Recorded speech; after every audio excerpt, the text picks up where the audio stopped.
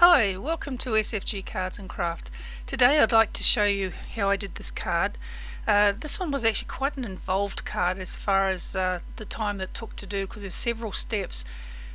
First stamping the cat, then stamping the wall in two parts, because the stamp that I have, which is a penny black stamp, the stamp brick does not go all the way across one of these.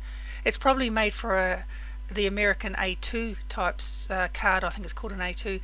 But this one is actually a larger card, so it doesn't go all the way across. So that was the second step. What am I doing here? Oh, the music notes. That was the second step, because the cat is actually one of the red rubber stamps, and the music notes are actually just a clear stamp. So I couldn't do them both at the same time, even though they're done with the same ink, because I needed different thickness mats under them.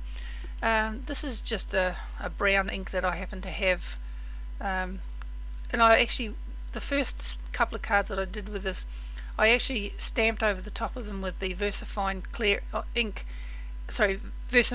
ink, and found that I didn't need to do that because I was wanting to emboss with a clear.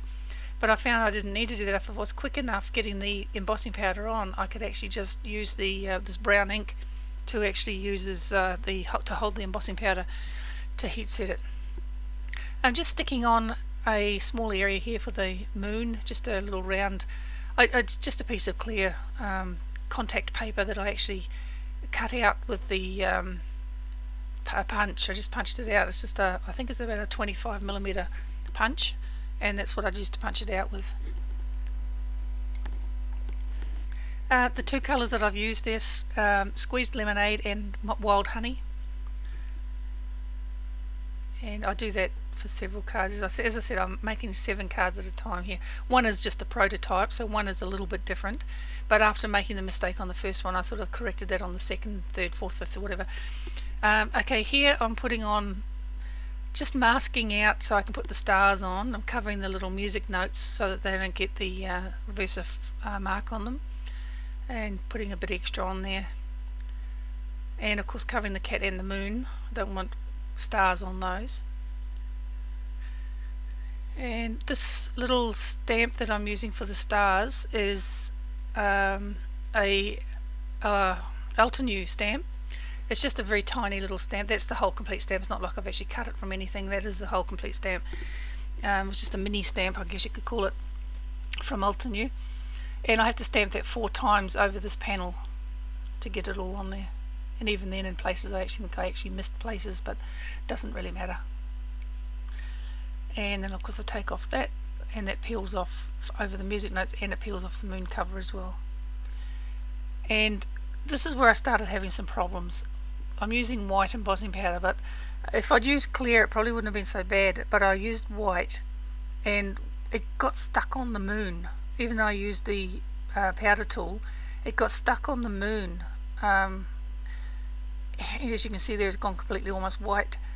And of course, even though I scraped it off with the paintbrush, I still had some problems later on.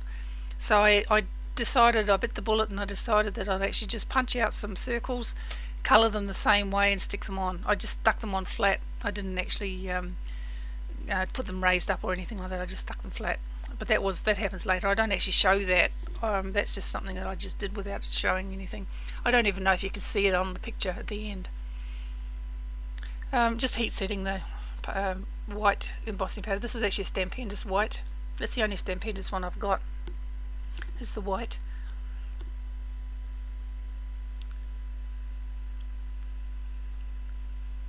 I don't know if there's problem with my heat gun or not, but it seems to be taking a long time, but it wasn't sped up, that part. And what am I doing here? Oh yes, putting another one of these little dots on the moon, and then the mask again onto the cat. These masks, I actually cut them from Ink-a-Dink-a-Doo masking paper, but I also put on, to protect them a little bit, I put on the clear contact paper, which is what the moon there is cut from. And you'll see that the cat, it pretty much stays clear. It does get a little bit of blue on it, but that would wipe off if I used a wet wipe on it, or just even a dry cloth. Most of it would wipe off. If I didn't actually put that clear contact paper on, by the time I'd done maybe 3 cards, the ink would be actually going through the cat, and it wouldn't be sticking very well because the ink would be wet on the other side of the glue. But also, to make matters worse, that colour would actually be on the cat. So this is why I put the contact adhesive. It makes it really easy for if you want to do a very fine cut. Like if I wanted to cut around his whiskers, you wouldn't be able to do that with just paper. But with this clear contact on it, it actually makes it quite strong. So you could actually do that if you really wanted to. I never bothered to, but you could if you really wanted. Okay, I also did put some black soot after putting the chipped sapphire on the background. I did put some black soot. And this is bringing in tea dye just for a base colour for the bricks. That will all change shortly.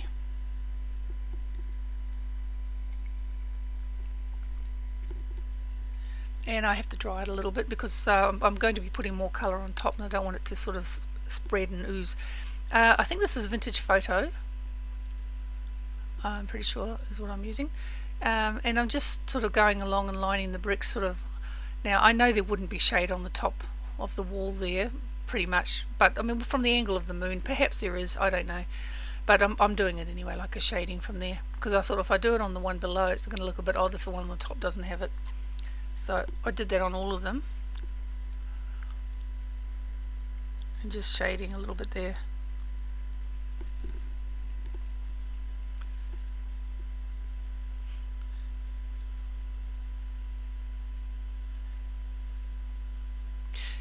Even when I did this card, I wished in the card that I might have had a small cutout of a shoe or a boot that could actually have that someone in the middle of the night has got this cat howling on a fence to have a shoe or something thrown at it. But I didn't have anything like that. I'm not that cruel to actually throw anything like that at an animal, but I think that would have been quite funny for the card, but as I didn't have one, I couldn't do it. But the cat seems to think that it's singing happy birthday, so we'll just leave it at that.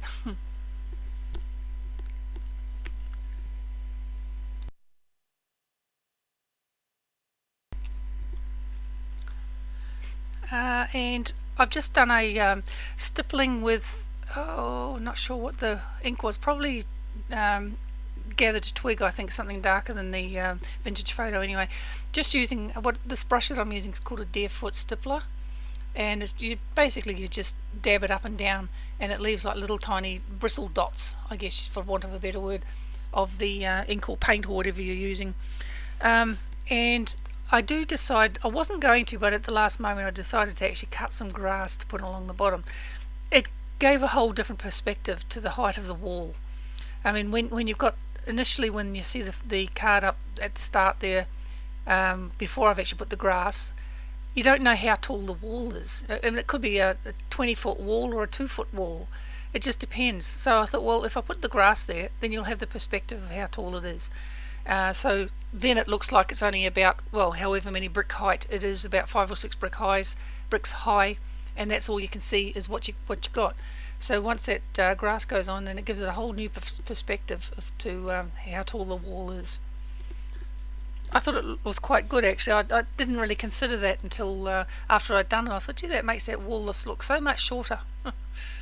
And I'm just using the multimedia matte, the Ranger glue, and I'm just wiping it over the top of the blades of grass just to help them to stick down. I do put a little bit more on the base of the card as well. You can see what I mean by the card there before the grass goes on. There's no telling how tall that wall is, but once that grass goes on, you can see how tall it is. At that moment you've got about 7 layers of bricks there, but now you can see it's only a little short wall. It just makes all the difference. I thought it was quite good myself. And just pressing that down a little bit just to get some of the oozing glue. There's a little bit of loose glue there oozing out. Just press it down a little bit of clean up, and then I flip it over and snip off the excess.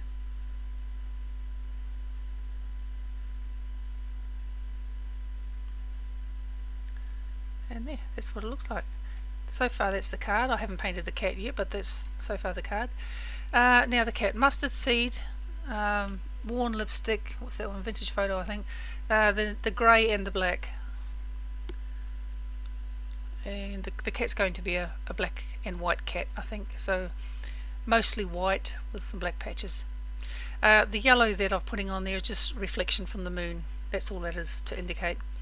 The Sharpie, now there's a few dark patches on its fur, which is meant for from the artist's perspective to actually make it as shading, but I've actually made it into a black patch. I thought it would look better as a black patch, so that's what I've done there.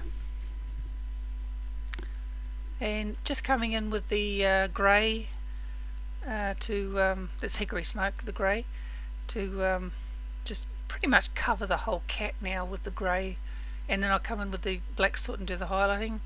The tongue, there's no eyes open, so the tongue is done with the worn lipstick, and that's pretty much it.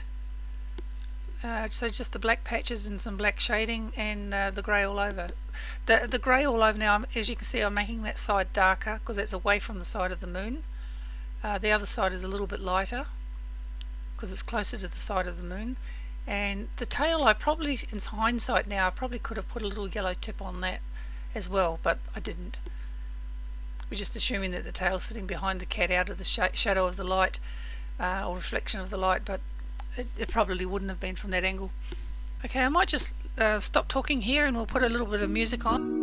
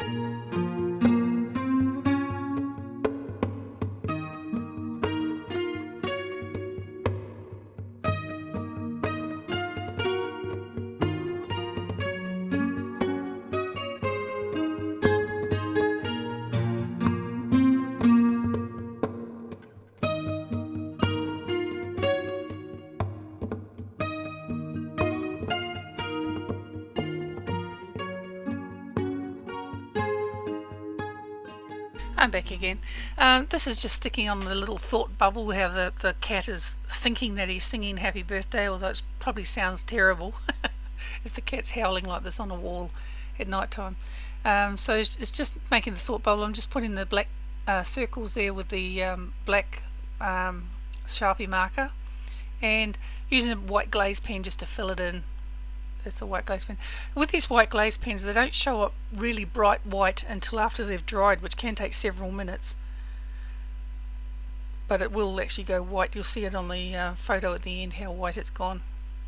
But in the actual panel when I show it, it's not very bright. And that's the panel finished. If you like this, please subscribe and hit the like button. Okay? Thank you. Bye bye.